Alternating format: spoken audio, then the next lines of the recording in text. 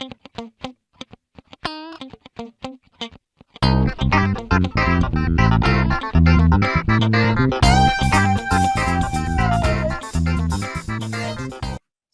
bien, muy buenas tardes. Les doy a todos y todas una cordial bienvenida. Gracias por sumarse hoy a la entrevista que nos convoca el día de hoy, que bueno, va a estar hablando sobre acciones reales y posesorias desde una perspectiva de género. Nos acompaña en el día de hoy el doctor Mariano Pelliza Palmes, a quien agradecemos mucho la presencia el día de hoy. Él es juez de primera instancia en el Juzgado de lo Civil y Comercial, Conciliación y Familia, de la segunda nominación de la primera circunscripción, con asiento en la ciudad de Jesús María, Córdoba. Bueno, el doctor es abogado de la Universidad Nacional de Córdoba, diplomado en saneamiento de titulaciones dominiales, diplomado en publicidad registral, ambos en la Universidad Empresarial Siglo XXI, profesor auxiliar de primera con dedicación simple por concurso en la Cátedra de Privado 5 Reales en la Facultad de Derecho y Ciencias Sociales de la Universidad Nacional de Córdoba, del 2006 a la fecha. Es exprofesor adjunto con dedicación semi-exclusiva en la Facultad de Derecho de la Universidad Nacional de La Rioja, de la Cátedra de Derecho Civil 3 Contratos, desde el año 2006 al 2009. Exprofesor ayudante de primera, semi-exclusivo, programa PUEDE, el que depende de la Facultad de Derecho y Ciencias Sociales de la Universidad Nacional de Córdoba. Profesor de práctica profesional en Derechos Reales en la Facultad de Derecho de la Universidad Nacional de Córdoba desde el 2016 a la fecha. Profesor titular experto por concurso en la asignatura de Derechos Reales, Universidad Siglo XXI. Exdirector de la Sala de Derechos Reales y Registral del Instituto de Estudios Jurídicos del Colegio de Abogados de Córdoba, y coautor y autor en publicaciones y ponencias relativas a los derechos reales y a la posesión, como así también temas relacionados a violencia familiar y de género. Exdirector de la Unidad Ejecutora para el Saneamiento de Títulos dependiente del Ministerio de Justicia y Derechos Humanos. Exintegrante de la Comisión Reformadora del Código Procesal Civil y Comercial de la provincia de Córdoba y de la Comisión de Reforma de la Ley 7676 que rige el proceso de familia en la ciudad de Córdoba. Ha sido reconocido con distinciones académicas por su dedicación y mejores esfuerzos como docente de la Facultad de Córdoba. Miembro del Instituto de Derecho Notarial y Registral de la Academia de Derecho y Ciencias Sociales de Córdoba.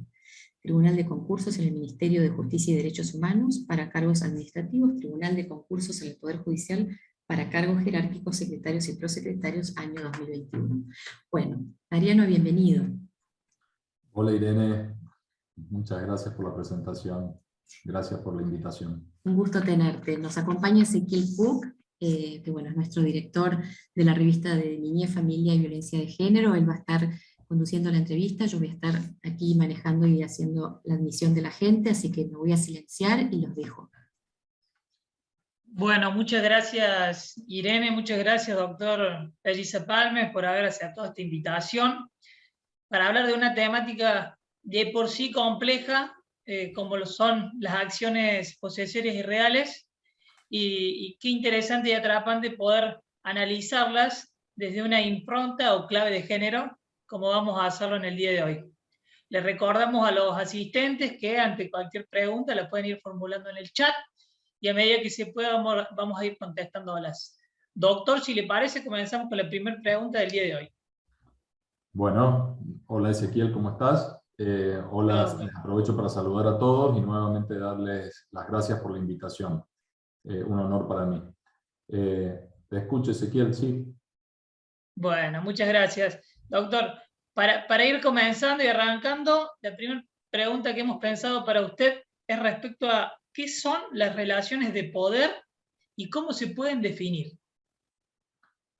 Bueno, una pregunta que tenemos un artículo en el Código Civil y Comercial que nos lo dice, pero que es muy importante porque nosotros en el Código de Vélez no nos establecía cuáles eran las relaciones de poder y menos daba un nombre a estas relaciones, que son relaciones de hecho, relaciones fácticas de una persona con una cosa. El código dice que tenemos dos relaciones de poder, que son la posesión y la tenencia. Esto está establecido en el artículo 1908 del Código Civil y Comercial, y fíjense ustedes que no solamente que nos dice cuáles son las relaciones de poder, sino que le da un nombre, justamente relaciones de poder. Y no es un nombre casual. Antes, doctrinariamente, las denominábamos como relaciones reales, que yo entiendo que a todas aquellas que no están mencionadas en el Código Civil y Comercial, se las puede seguir denominando como relaciones reales, que son estas relaciones fácticas, estas relaciones de hecho del sujeto con la cosa, del sujeto con el objeto, que son en este caso la posesión y la tenencia, pero están todas aquellas que no están establecidas, como aquella denominada yuxtaposición local, la cuasiposesión, que la cuasiposesión, bueno, es prácticamente, estamos hablando casi una posesión que tiene los efectos de la relación de poder de posesión, pero habla del poder.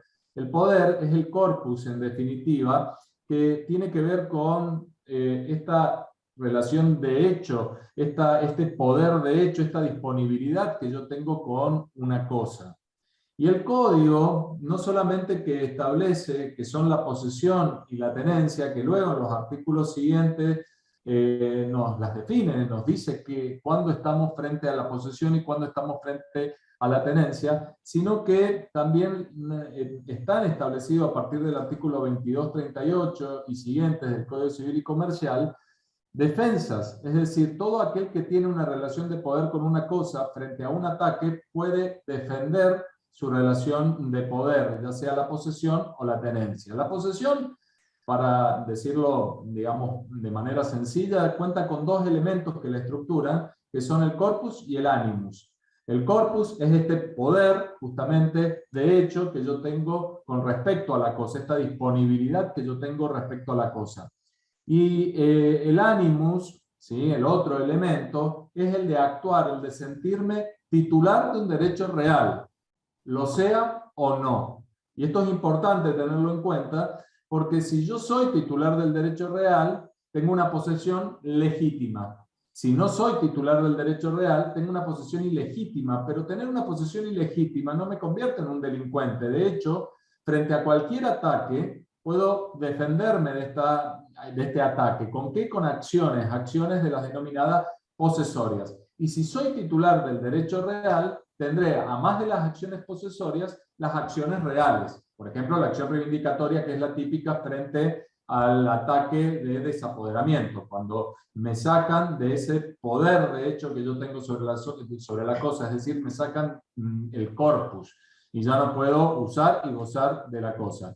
Ahí tendré, si tengo una posesión legítima, las acciones posesorias y también las acciones reales. Si solamente tengo una posesión ilegítima, es decir, no tengo una posesión legítima porque no tengo el derecho real, pensemos en un adquirente por boleto de compraventa, no tiene el derecho real. ¿Por qué? Porque tiene un boleto de compraventa, tiene un título que es insuficiente para adquirir el derecho real. Recuerden ustedes, siempre estamos hablando de inmuebles cuando refiero a esto. En materia de inmuebles tenemos el artículo 1017 del Código Civil y Comercial, que dice que tienen que ser hechos por escritura pública, o sea, toda adquisición de derecho real tiene que ser por escritura pública. Y el boleto de compraventa en sí está dentro de el ámbito de los derechos personales, no he adquirido el derecho real. ¿Cuándo voy a adquirir el derecho real? Cuando ese boleto recién se haga la escritura pública y ya sea un título suficiente. La escritura pública va a ser el título suficiente para adquirir el derecho real. Por más que tenga el modo, que es el otro elemento para adquirir un derecho real, ¿sí?, que sería, por ejemplo, la tradición, me entregan la cosa. Ustedes sabrán que hay infinidad de casos en donde estoy frente al uso y goce de la cosa, tengo un boleto de compraventa, pero no tengo el derecho real. ¿Por qué? Porque me falta la escritura. Y ustedes habrán visto infinidad de veces juicios de escrituración, que es a los fines saneatorios justamente. Estoy buscando con el juicio de escrituración el título suficiente, estoy buscando la escritura, ¿sí? Entonces, en todos estos casos se dan un montón de acciones, no solamente las acciones posesorias, podemos ver acciones reales, cuando me desapoderen y tengo una posesión legítima, podemos ver el desalojo, porque la otra relación de poder es la tenencia, el locatario, el comodatario, es decir, es aquel que, recién hablábamos de dos elementos que estructuran la posesión, el corpus y el ánimo. Con la tenencia tenemos un solo elemento, que es corpus. La tenencia se ejerce solo corpus, este poder de hecho que yo tengo con respecto a la cosa. ¿Por qué? Porque no tiene el ánimo, no me siento yo titular de un derecho real, sino que reconozco a otro como dueño y señor de la cosa. Entonces, como para responder a la pregunta de Ezequiel, ¿Cuáles son las relaciones de poder en nuestro código? Son la posesión y la tenencia. Esto genera una relación fáctica, esto genera una relación de hecho, directa, inmediata del sujeto con un objeto, de una persona humana con un inmueble, por ejemplo.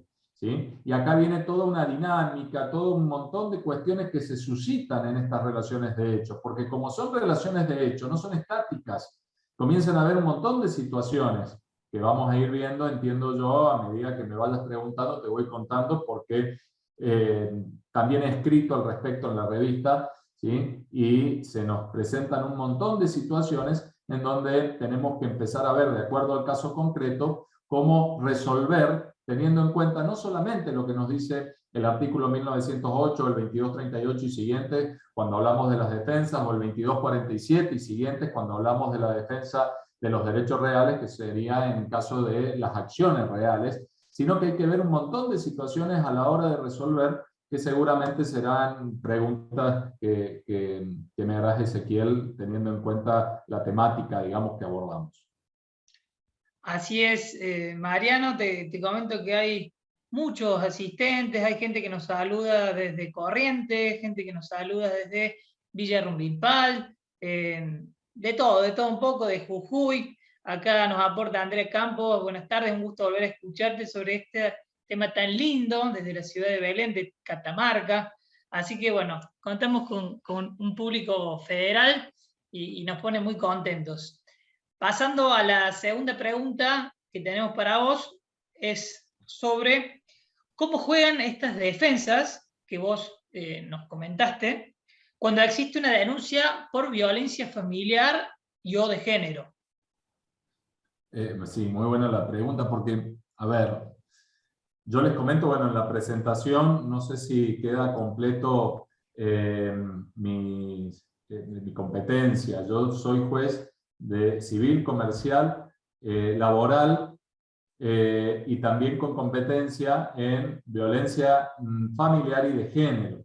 Entonces hay muchas cuestiones que se suscitan en el marco de acciones posesorias o de acciones reales y también de juicios de desalojo. Podríamos dar una hipótesis con la que podríamos luego trabajar. Muchas veces sucede que dos personas que se conocen, un hombre, una mujer, dos hombres, dos mujeres, como sea, se conocen, se van a vivir juntos y resulta ser que luego el titular del inmueble pensemos que es el hombre. Vamos a ir por el lado del género, el titular del inmueble es el varón, ¿sí? Y ejerce violencia con respecto a esa mujer con la que está conviviendo.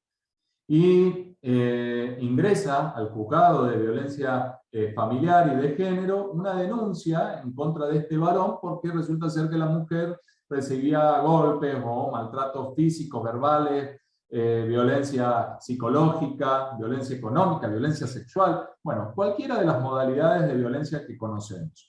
¿Sí? Inmediatamente el juez de violencia tiene que resolver y, digamos, a través de una medida que ordena, y esa medida que tiene carácter de medida cautelar, esa medida puede ser la exclusión de este varón, dependiendo del caso. Pensemos en una mujer que está recibiendo un maltrato físico y a los fines de hacer cesar la situación de violencia, se lo excluye a este varón. Pero se lo está excluyendo de su domicilio, se lo está excluyendo no solamente de su domicilio, sino de un inmueble que es de su propiedad. Pensemos que incluso el hombre tiene una posesión legítima, es decir, tiene título, tiene modo, tiene la escritura pública, está en posesión del inmueble y estaba conviviendo con esta mujer que lo excluye.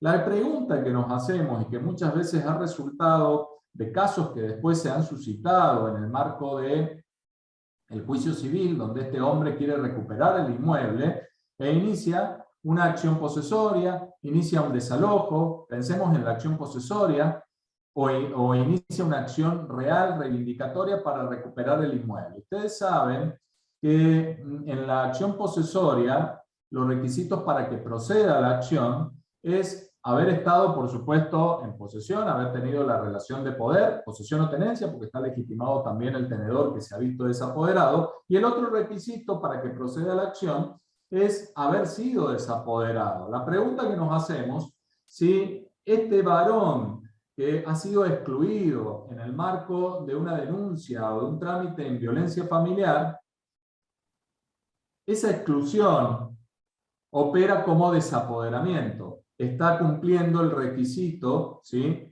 para que él pueda iniciar luego la acción posesoria y que se sienta efectivamente desapoderado. Yo creo que la respuesta es clara y que ningún juez podría estar desapoderando. Se lo está excluyendo en el marco, en nuestro caso en la provincia de Córdoba, en el marco de la ley 9283.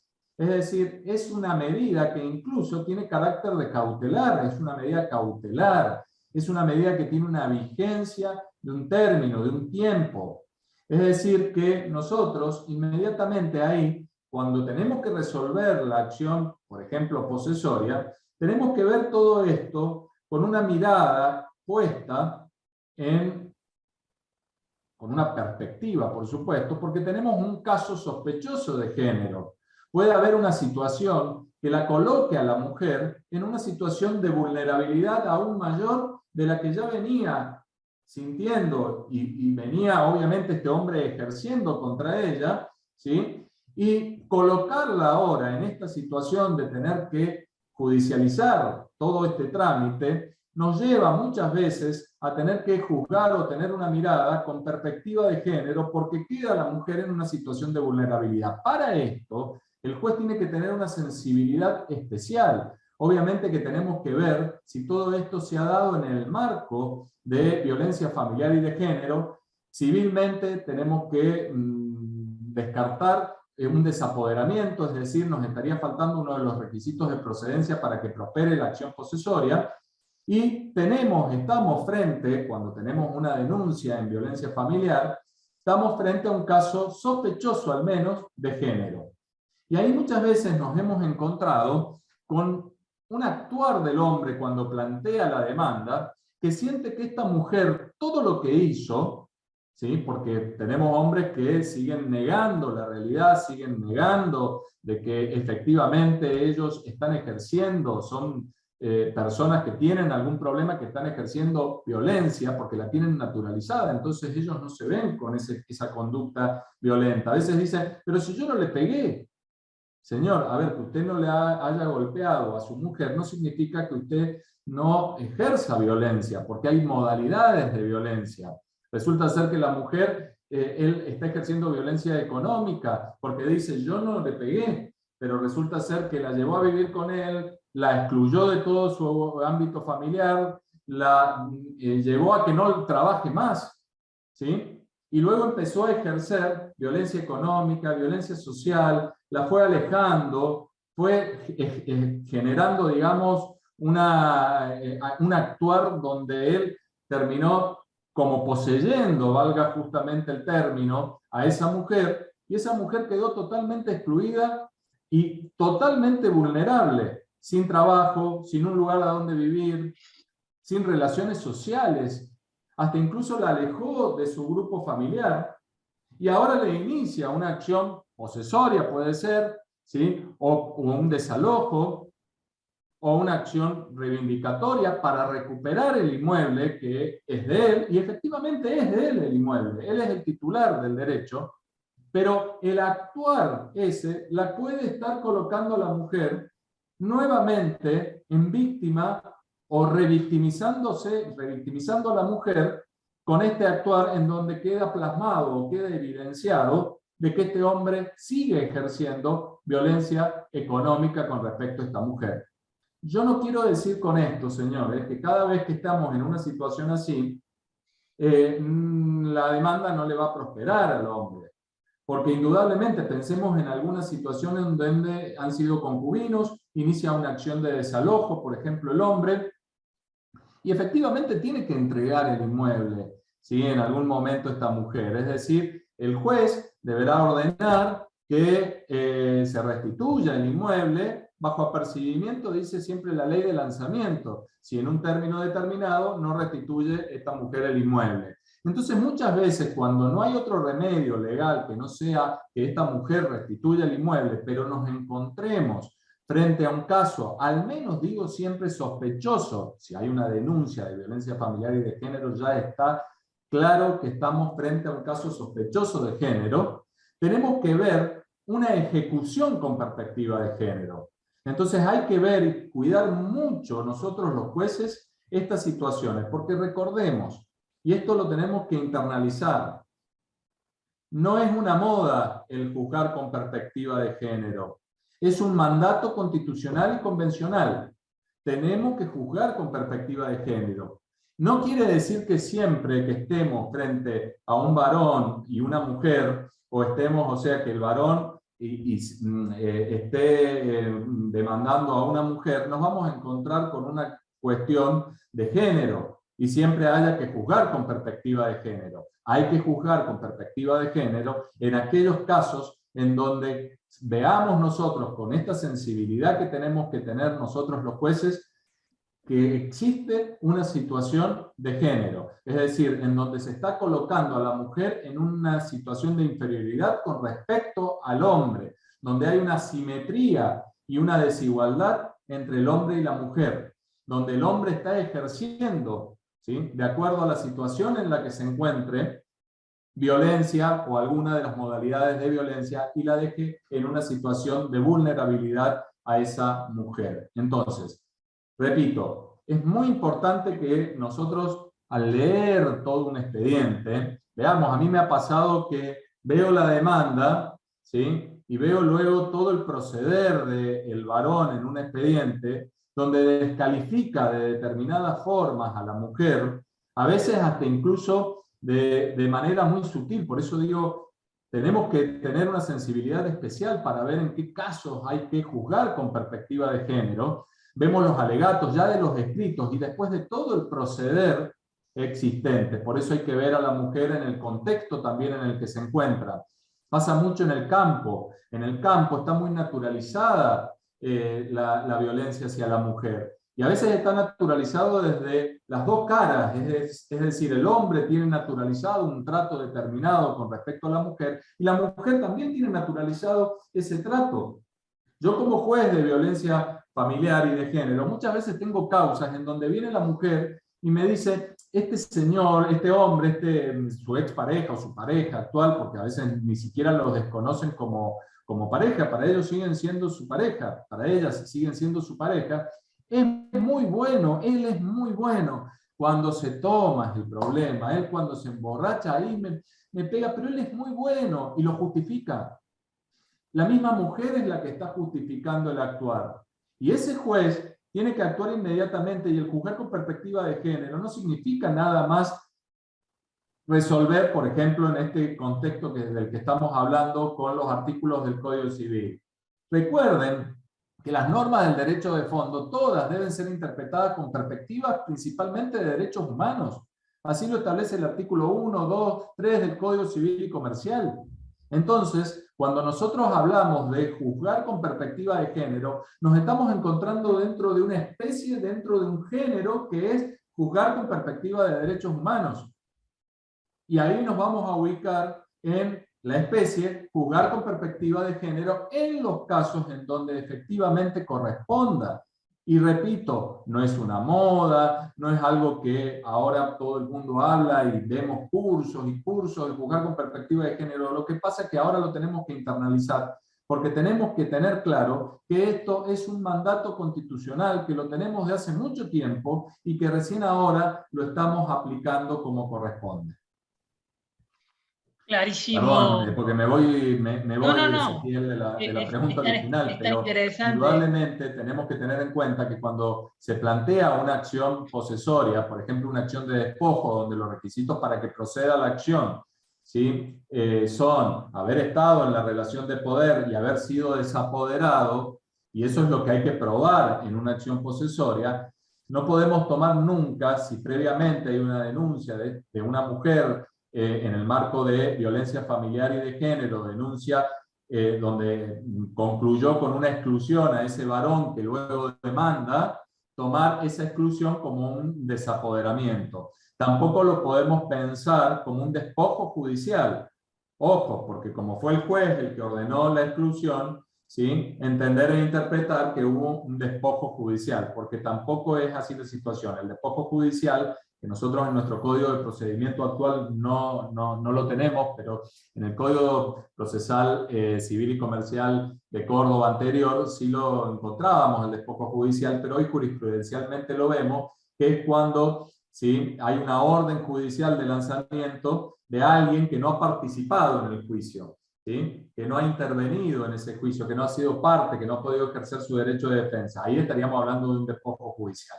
Y algo que quiero remarcar, que para mí es muy importante, que nosotros los jueces, cuando tenemos, a mí me resulta fácil porque yo soy un juez múltiple, entonces tengo la cuestión de violencia familiar, la cuestión de familia muchas veces también, y la cuestión civil, por ejemplo, patrimonial, o estas cuestiones habitacionales que generan luego distintas acciones, desalojo, acción posesoria, acción real, ¿sí?, y es más fácil trabajar.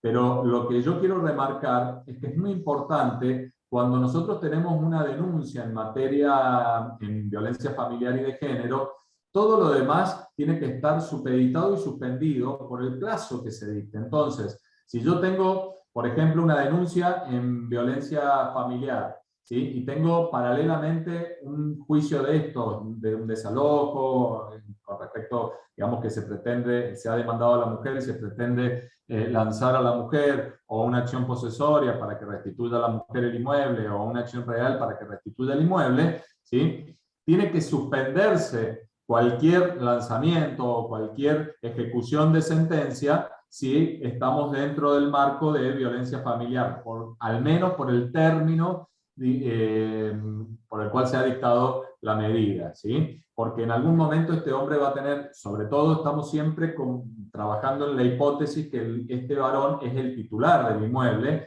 y ahí juegan dos derechos, o sea, tenemos por un lado el derecho de propiedad, ¿sí?, que obviamente que tiene raigambre constitucional, y los derechos de la mujer, ¿sí?, que se ha visto vulnerada, que también tiene una cuestión constitucional en juego, y confrontan. Entonces, en algún momento somos nosotros, por eso es muy importante la función del juez, ser lo más cauteloso y cuidadoso posible, y parar cualquier prosecución de una acción civil cuando hay una cuestión dando vueltas en violencia familiar y de género. En familia es más fácil porque generalmente nosotros obramos incluso como enlace, o sea, vamos autonotificándonos de todo lo que va ocurriendo y suspendemos rápidamente.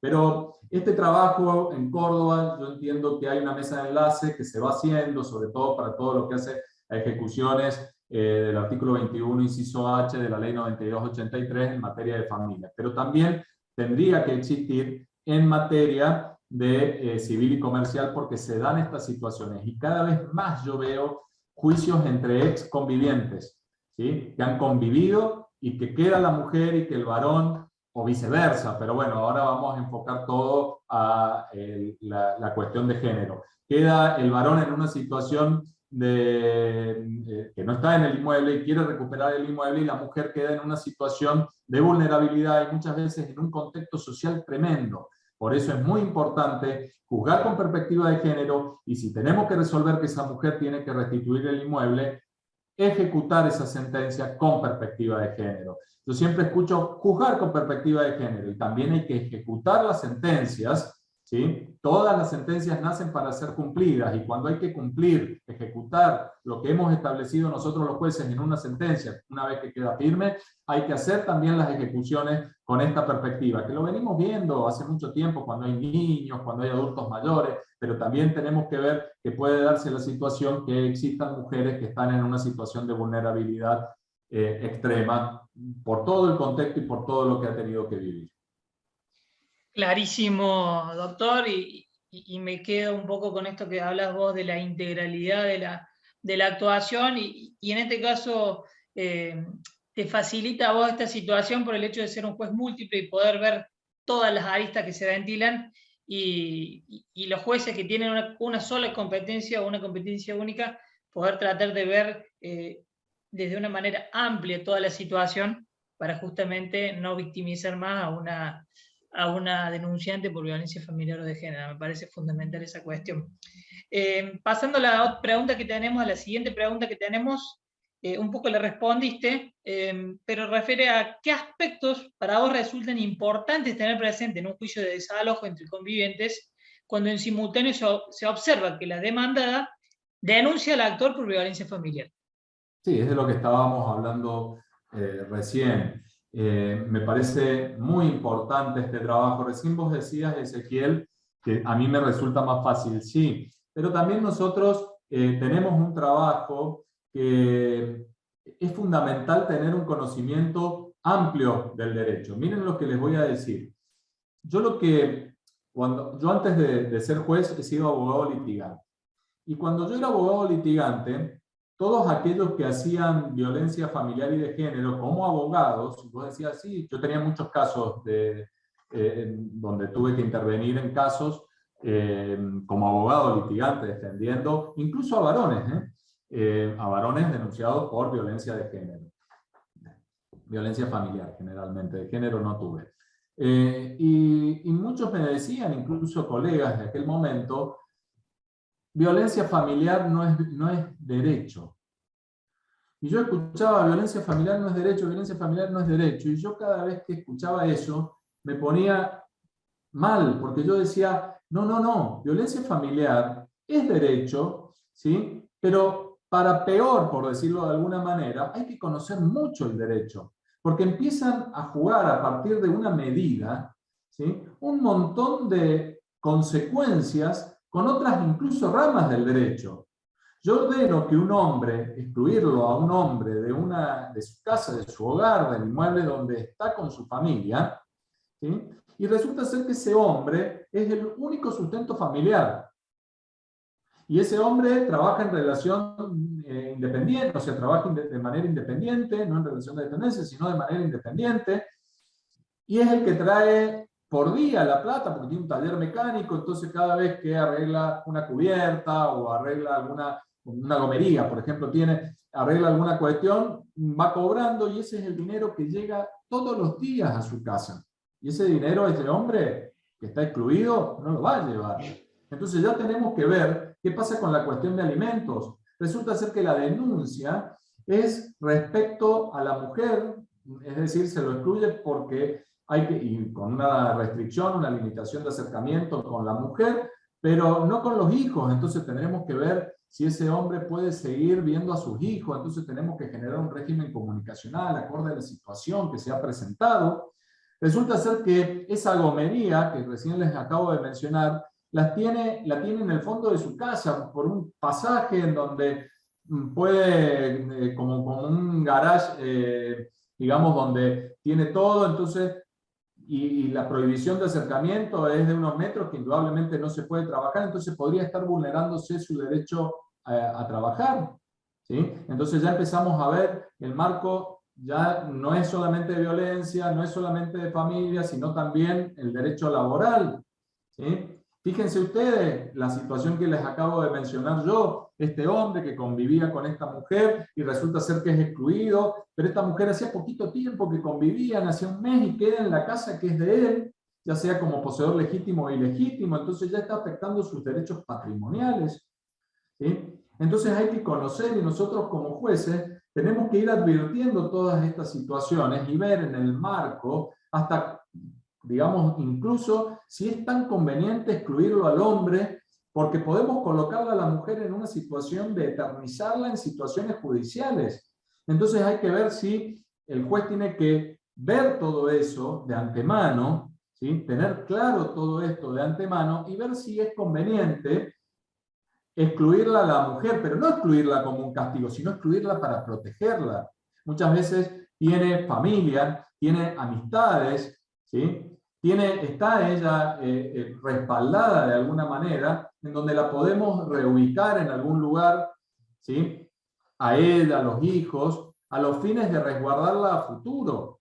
Es decir, hay muchas situaciones, hay que ver todo esto que les estoy diciendo en el caso concreto.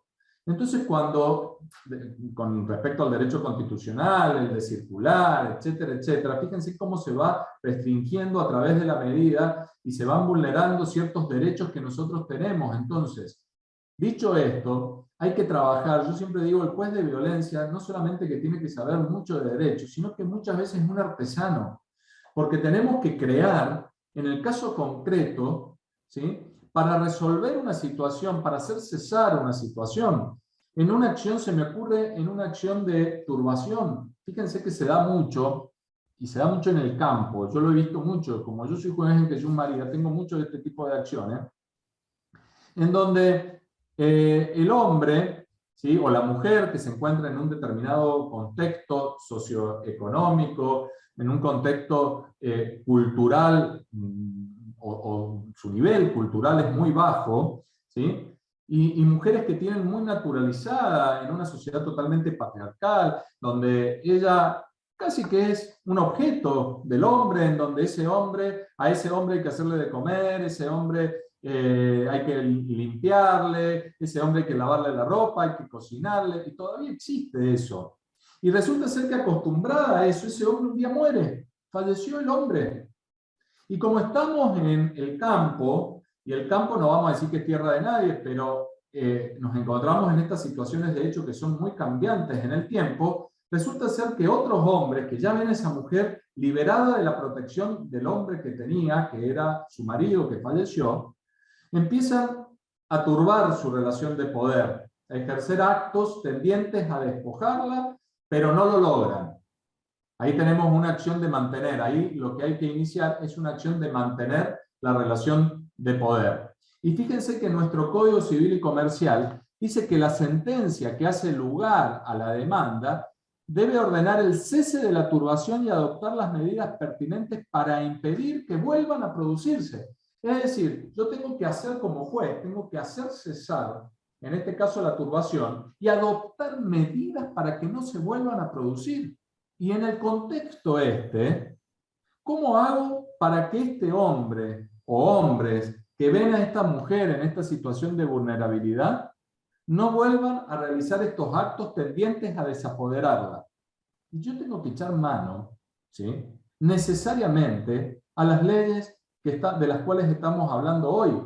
En este caso sería, si es violencia de género, la 10.401. Y tendré que ver todas las medidas, que hay un montón de medidas que yo podría hacer, restricción, podría haber hasta medidas pecuniarias, a los fines de que este hombre o estos hombres dejen de realizar actos tendientes, ¿sí?, o con la tentativa de desapoderarla a esta mujer, que se encuentra en una situación ya de vulnerabilidad, y tengo que ver en todo el contexto en el que se encuentra esta mujer, ¿sí?, que indudablemente el contexto social es muy importante. No es lo mismo una mujer con un nivel cultural determinado que una mujer del campo que no tiene medios económicos o que tiene un nivel cultural limitado. Porque es mucho más fácil trabajar con la mujer que tiene un nivel cultural determinado, porque la podemos sacar del contexto de violencia más rápido, porque ya se reconoce, ella reconoce que hay algo que está mal. La mujer del campo muchas veces tiene naturalizada la violencia y no tiene los medios, las herramientas para desnaturalizar esa situación. Entonces, ahí tiene que estar el juez, esa mirada, suplir todo aquello que genera una mirada, por así decirlo, de la propia mujer en contra de ella misma, suplir. Esto es como cuando hablamos de los niños, niñas y adolescentes. Y bueno, tenemos que estar al interés superior del niño. El juez tiene que resolver viendo el interés familiar muchas veces. Es decir, tenemos que suplir todo aquello que capaz que el niño no puede expresar, sin hablar obviamente de que hoy está la figura del abogado del niño. Pero digo, es la misma ley la que me coloca a mí como juez y me está marcando, por eso es tan importante los primeros artículos del código. Juzgue con perspectiva de derechos humanos. Usted tiene un adulto mayor, juzgue con esa mirada si este adulto mayor está en una situación de vulnerabilidad, si hay un niño, niña o adolescente, y si hay una mujer, o bien si hay una mujer inmersa en violencia familiar o de género.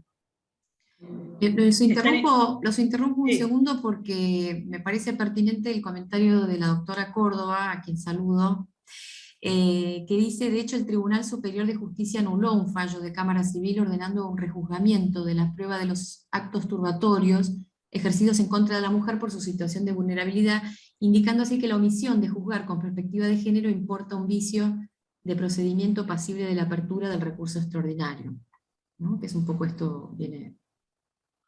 Totalmente de acuerdo, sí conozco el fallo, y justamente lo que nos está marcando, y todos nosotros que trabajamos en el Poder Judicial, estamos obligados a hacer los cursos pertinentes y capacitarnos. No tenemos excusa. Nosotros, a ver, yo siempre digo, hay que tener mucho cuidado y hacer todo con la responsabilidad y el conocimiento, por supuesto, acabado. Pero hoy tenemos que tener, aparte del conocimiento jurídico, la sensibilidad y la empatía necesaria para poder leer la causa y poder visualizar el caso sospechoso este que yo les decía de género. Con la denuncia ya es suficiente. A ver, ya la denuncia te pone en una situación en donde puede haber un caso sospechoso de género. Y ahí empiezan a ver todas estas situaciones y a existir todas estas situaciones.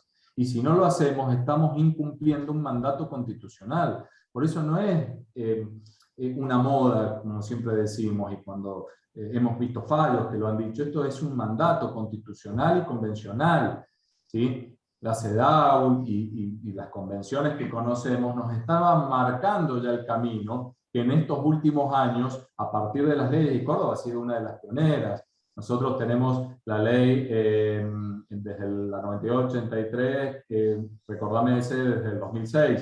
Es decir, estamos hablando de una de las pioneras que empezamos a trabajar. Y fíjense ustedes que cuando hemos visto los fallos que se han publicado en la Corte Suprema de Justicia de la Nación respecto a todas aquellas cuestiones de género, ¿sí? Córdoba mandaron un montón de fallos de Córdoba que fueron valorados por la Corte Suprema y que fueron publicados. Es decir, nosotros acá en Córdoba creo que venimos cumpliendo a rajatabla y hemos entendido y hemos visto en cuestiones contractuales, ¿sí?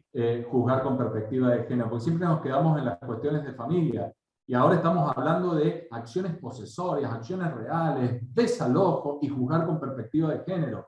Indudablemente es un tema que tiene que analizarse independientemente de la materia en la que estemos. Por eso cada vez más yo reafirmo y pido que todos aquellos, y sobre todo los juzgados especializados, ¿sí?, tengan un conocimiento más amplio del derecho para ver todas las situaciones que se pueden presentar. Yo siempre lo digo en los juzgados especializados, que la medida que tiene un montón de efectos y consecuencias que pueden generar hasta incluso más violencia. Entonces tenemos que tener mucho cuidado, tenemos que resguardar a esa mujer, ¿sí?, cuando tenemos un caso al menos sospechoso. Fíjense, ni hablar cuando ya tenemos concretamente un caso en donde hay violencia de género, ¿sí?, y colocarla a la mujer en una situación aún mayor de vulnerabilidad, estaríamos nosotros revictimizándola. Entonces hay que tener mucho cuidado, hay que tener mucho respeto y hay que analizar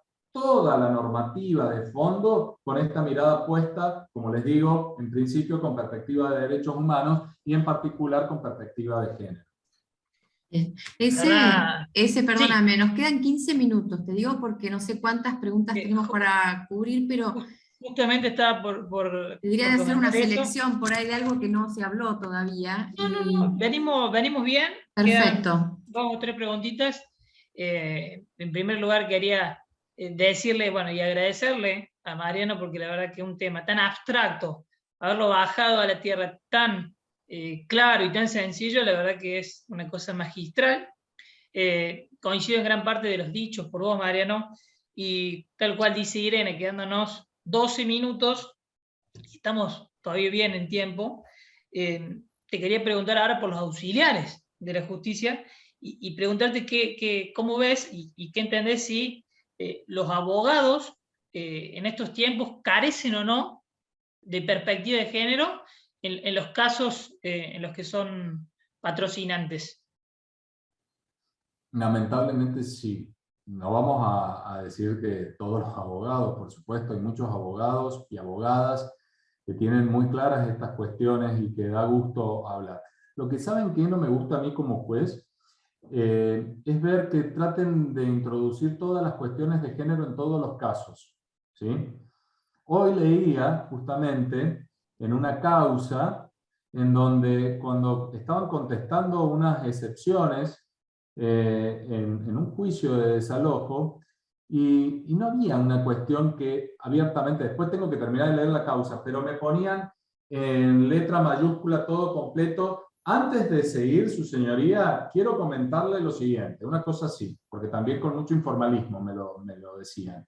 Que no me molesta, o sea, si nos mandan a nosotros los jueces a que tenemos que ser claros en nuestros fallos judiciales, tampoco me molesta mientras no apliquen mal la norma, y si no, yo, Juri Novi Curia, la termino de aplicar bien, ¿sí?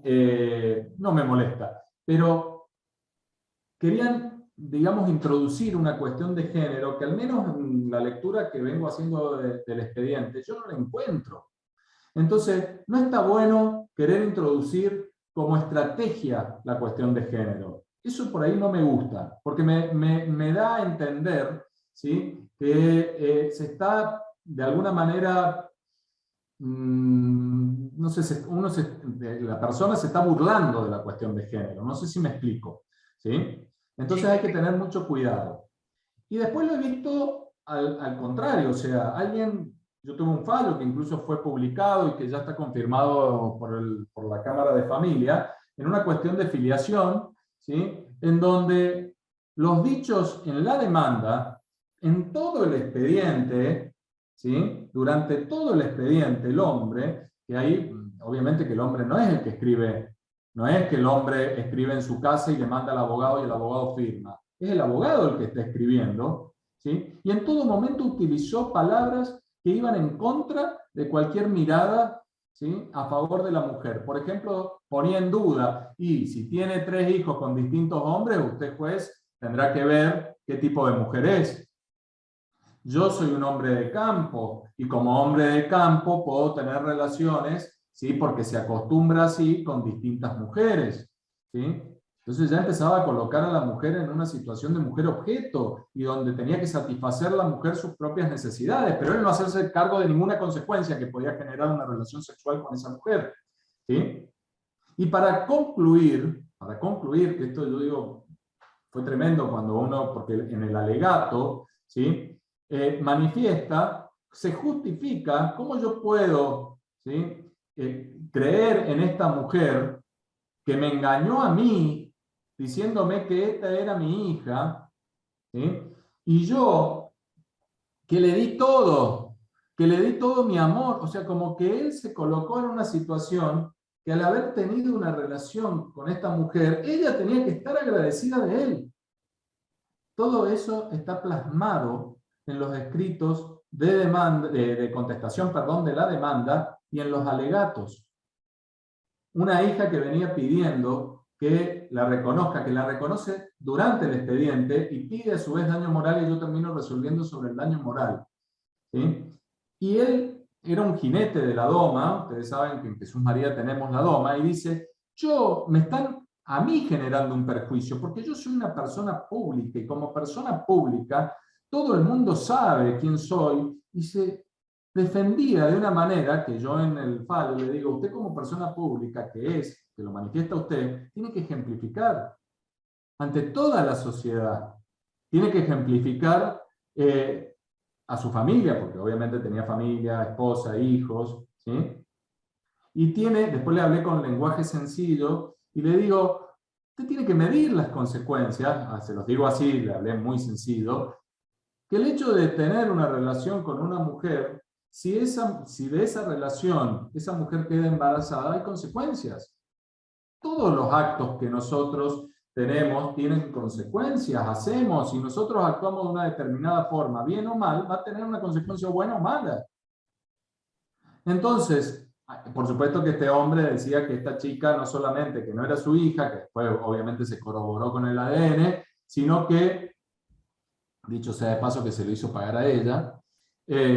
Otro acto más ahí que digo, que no tuvo en cuenta el abogado, por lo menos el ponerse a disposición. Y ni les cuento cuando los tuve en la audiencia. El trato, lo tuve que parar yo al hombre, el trato que tuvo para con la mujer esa que era efectivamente su hija. Un destrato y un maltrato que el abogado no dijo nada. Ahora les voy a contar otro caso para responder a la pregunta.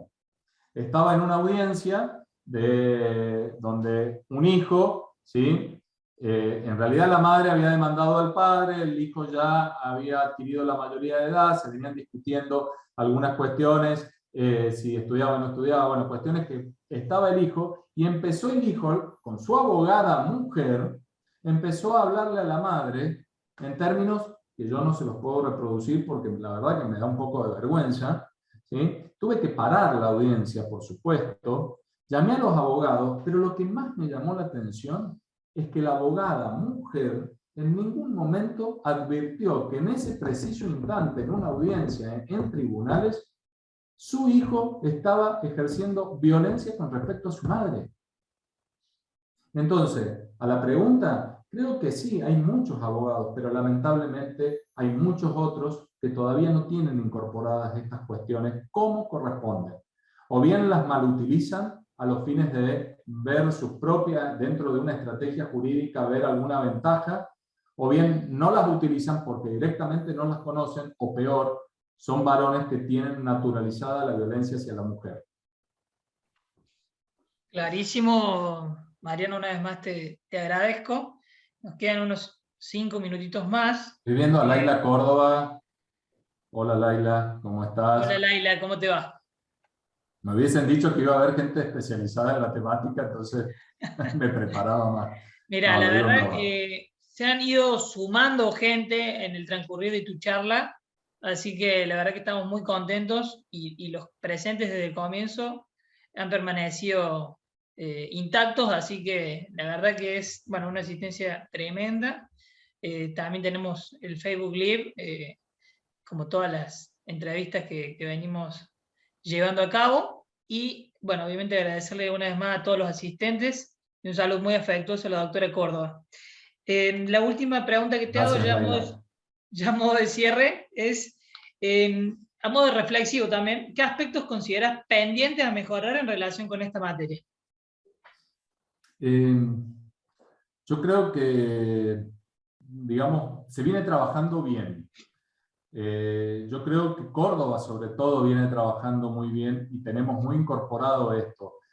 Todos los días vemos en el portal fallos en donde advierto de que todas estas cuestiones las estamos internalizando y las estamos trabajando nosotros los jueces y repito, todo lo que dije recién con respecto a abogados es que digo, bueno, lamentablemente hay abogados que no, pero hay muchos abogados que sí, hay mucha gente que se ha interiorizado, que se ha capacitado, se viene trabajando desde el Poder Judicial, ahora tenemos nuevas capacitaciones, tenemos una oficina específica en el Tribunal Superior de Justicia de violencia familiar y de género, donde trabajan mucho, donde capacitan, donde nosotros, los jueces, tenemos un lugar para llamar y muchas veces, no, así como tenemos también la Oficina de Derechos Humanos, tenemos la Oficina de Violencia Familiar y de Género. Entonces creo que se viene trabajando bien. ¿Pendiente? Y bueno, es que lo pendiente es cuando estamos ya en el camino, es continuar, es no parar. ¿Sí? Entonces considero que tenemos que seguir en este camino de capacitarnos y de capacitarnos también entre nosotros en el trato diario. Yo ya lo he dicho en varias oportunidades, en alguna oportunidad me han hecho notas en Jesús María y lo han puesto como título, así que alguna vez si ven mi nombre lo pueden buscar, incluso con mi nombre lo pueden buscar. No se va a erradicar la violencia si no hay educación, pero la educación empieza desde niños, desde nuestra casa, educar a los niños, niñas y adolescentes en estos temas. Nosotros hablamos mucho del bullying, y el bullying tiene un gran contenido de violencia que a veces se aprendió en la casa. A veces hay una violencia que viene naturalizada desde el hogar, padres que generan la propia conducta luego en el niño. A veces no discrimina el niño, porque si discrimina porque hay un adulto que indirectamente lo está haciendo. Y no lo tenemos internalizado a eso. Tenemos puesto todo de educar en bullying, pero no sabemos de dónde viene el bullying. El bullying muchas veces viene desde la casa, desde lo que nos enseñaron de chiquito a reírnos del otro, o porque el otro es así o así, no va a ser exitoso. Estamos en un mundo donde es muy importante, es más importante lo que tenemos y no quiénes somos. Si tenemos dinero, si tenemos un cargo, si tenemos un lugar o estamos posicionados a nivel social de una determinada forma, pero no importa si somos buenas personas, si tenemos valores, si tenemos principios, si nos gusta incluir. Hablamos mucho de la inclusión y no se entiende bien en el caso concreto cuándo tenemos que estar viendo esto. Hablamos del bullying en el colegio y hay un montón de otras instituciones, ¿sí? En el deporte, ¿qué pasa en el deporte? Donde lo primero que se marca en el deporte es la competencia. Entonces, y estamos trabajando muchas veces con niños que los ponemos a competir y no entendemos que son niños. Entonces, creo que este camino se tiene que trabajar interdisciplinariamente, pero interdisciplinariamente en serio. Yo tengo algunos proyectos que ojalá que en algún momento los pueda llevar a cabo, de trabajar con los niños, para los niños, por ejemplo, en temas de violencia familiar y de género.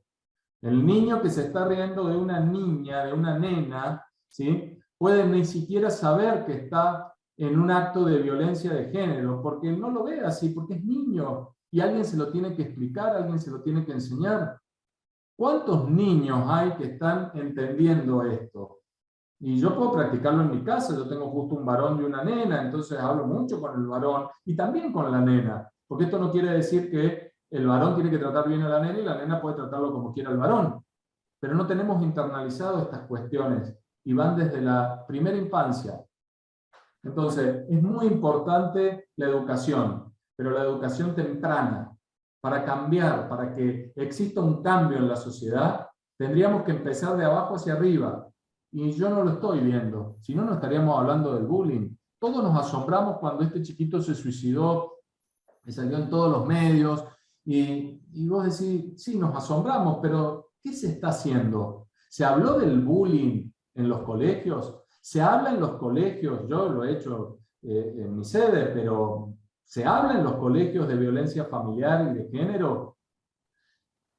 Lamentablemente está tan naturalizada muchas veces la violencia que los niños, niñas y adolescentes no se dan cuenta de que están inmersos en un ámbito de violencia. Van al colegio y replican, pero si viene alguien y les explica, pueden de golpe, ¿sí?, pueden advertir que están en un ámbito, en su ámbito familiar, inmersos en violencia familiar, que la tenían naturalizada. A todos nos pasó alguna vez. Díganme que no les pasó alguna vez que cuando lo vieron afuera dijeron, che, pero esto que se vive, qué sé yo, el niño que come mal, y va a una casa de un amiguito y ve que todos comen bien y dice, che, así es como se tiene que comer. O el niño que de golpe es muy desordenado y son muy sucios en la casa y va a la casa de un amigo que todo brilla y dice, qué bárbaro, qué lindo, y llegó a la casa de mamá, todo brilla,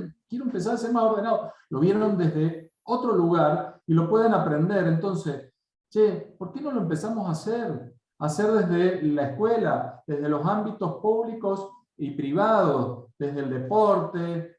Es decir, todo esto lo tenemos que analizar y trabajar interdisciplinariamente. Muchas veces lo que veo es que nos quedamos con una medida, nos quedamos con una cuestión netamente, pero no avanzamos más allá.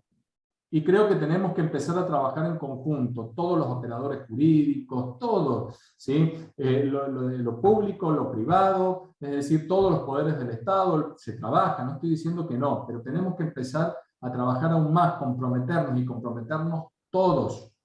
¿Sí? Yo una vez hice un ejercicio en un colegio que a mí me resultó muy bueno, que los enfrenté y le pregunto a dos compañeros qué veían. Y empezaron, bueno, yo veo a una chica, yo veo a un chico, no, yo veo a una chica rubia, alta, flaca, yo veo. Ninguno dijo, yo veo a una persona. Yo veo una persona humana, yo veo a un otro semejante que puede estar sintiendo, porque hablamos mucho de empatía. ¿Cuántos ejercitamos la empatía?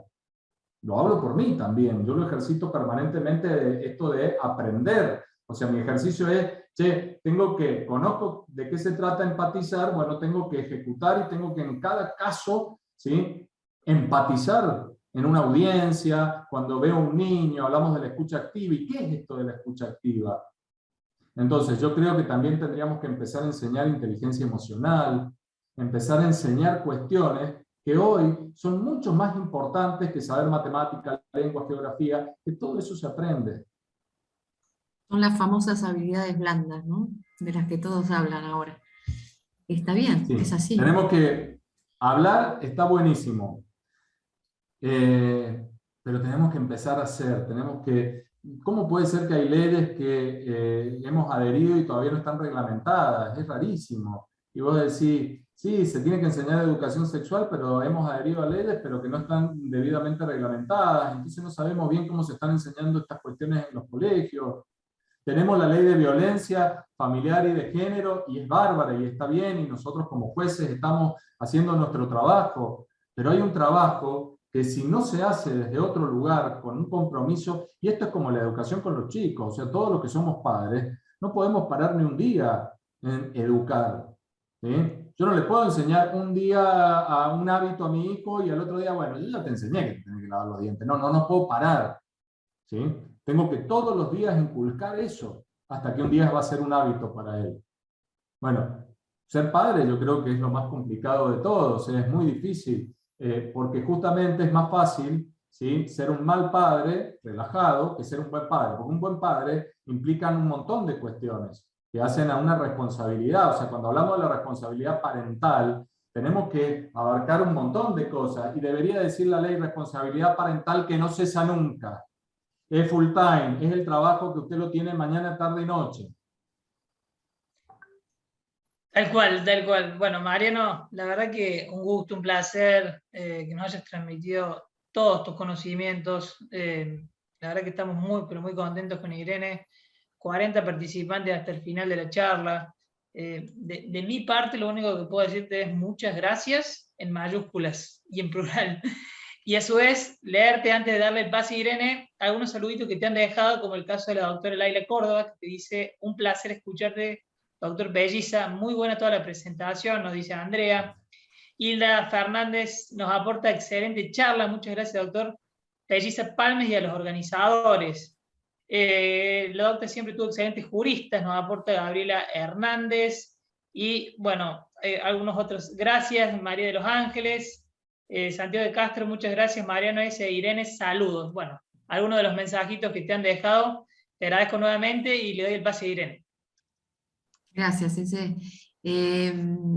Bueno, acá la doctora Córdoba está recomendando un libro, en base a todo lo último que estuviste comentando, que se llama Enseñar a Vivir, Manifiesto para Cambiar la Educación, de Edgar Morin, ediciones Nueva Visión. Así que si quieren tomar nota, es un buen consejo.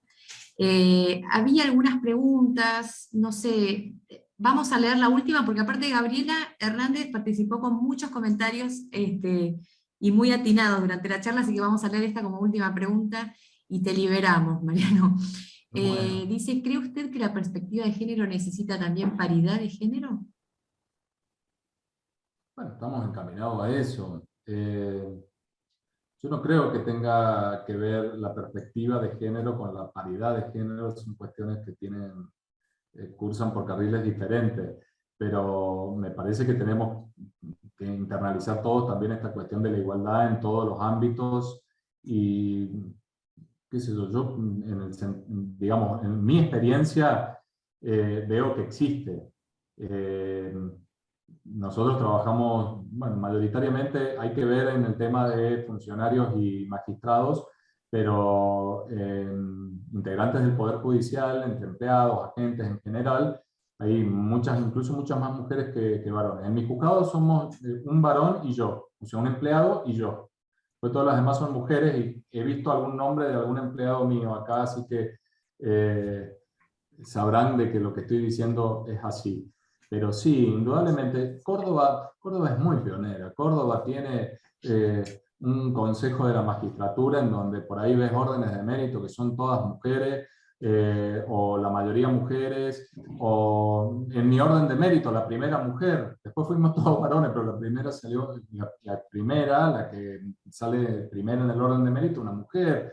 Es decir, yo creo que tenemos una mirada muy puesta en donde hay una igualdad, donde hay una paridad, y bueno, obviamente que con el tiempo vamos a ir generándola aún más, pero vamos por buen camino.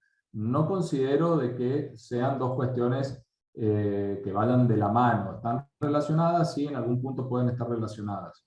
Pero repito, Córdoba es muy pionera. Córdoba tiene, no por nada, tenemos fallos que se publican a nivel nacional. Recientemente tenemos un fallo de la doctora Julia Rossi, juez de familia, en donde salió en todos lados, y realmente te da gusto leer ese tipo de fallos, porque indudablemente hay un nivel que es excelente. Lo charlamos con Irene. Se destacan muchísimo las juezas mujeres. Les diría que más que muchos hombres. Sí, además tienen una sensibilidad, bueno, creo que es el caso que mencionamos con Ezequiel, de la triple filiación, ¿no? Hay una sensibilidad especial, ¿no? Hay como una empatía muy marcada, un lenguaje además claro hacia los niños. Son esos fallos que los lees, sí, son un placer. Se te pone la piel de gallina. Sí. Y si se te pone la piel de gallina es por algo. Sí, probablemente, me imagino, bueno, yo tengo una cierta amistad con Julia y no he podido hablar con ella porque lo he leído ayer al fallo. Y la verdad que he estado con muchas cosas, pero es para felicitarla y para aplaudirla de pie, porque indudablemente no pude felicitarla. Es un juez que está es una jueza que está entendiendo de qué se trata esto. Sí, y eso a mí me da un gusto enorme, y que se publique en todos lados. Y tiene la valentía de hacerlo también, ¿no? Porque es tan distinto a lo que uno está acostumbrado a leer, que bueno, tienen la valentía de hacerlo. Y bueno, después son noticias en el diario, ¿no? Que sea menos noticia y que sea más normal. Pero por supuesto necesitamos que ellos fueran, digamos, hay pioneros que siempre comienzan con esta corriente y me parece muy maravillosa. Gracias Mariano, gracias Ezequiel, gracias a todos los que estuvieron acompañándonos, y bueno, y va a haber más temas de perspectiva de género, aunque hay gente que, aunque no lo puedas creer, Mariano, se resiste. Dicen, es con perspectiva de género, entonces no. no me inscribo, dicen. Increíble, ¿no? Pero bueno, es así. Pero bueno, vamos bien encaminados. Yo en una nota, en una oportunidad, me hicieron una pregunta en un programa de televisión, y me hablaban desde lo negativo, y yo cambié y la respuesta la di desde lo afirmativo y desde lo positivo. Y dije, miremos hacia atrás primero, veamos todo lo que se ha logrado, todo lo que se ha hecho, ¿sí? Y ahora veamos para adelante todo lo que se puede hacer. Siempre estamos muy enfocados en lo que no. Tenemos muchos abogados, muchas personas humanas, mucha gente que no le interesan estos temas, y hasta incluso que los menosprecia de alguna manera, pero tenemos muchos de que no. Indudablemente que muchos lo han entendido, y creo que somos más los que lo entendemos y los que lo aplicamos que los que no. Seguro, seguro. Vamos por buen camino, Irene. Sí, claro que sí, Mariano. Bueno, seguir. Es como el ejemplo que di con los hijos, no tenemos que parar. Claro, tal cual. Déjame, Irene, mandarle un fuerte saludo al doctor Lautaro Martín Miranda, que lo veo presente, secretario letrado, así que le mando un fuerte abrazo. Bueno, muchas gracias. Gracias y hasta el próximo encuentro. Muchísimas gracias. Muchas gracias a todos. Saludos. Chao, Mariano. Mil gracias. Gracias por el tiempo. Gracias a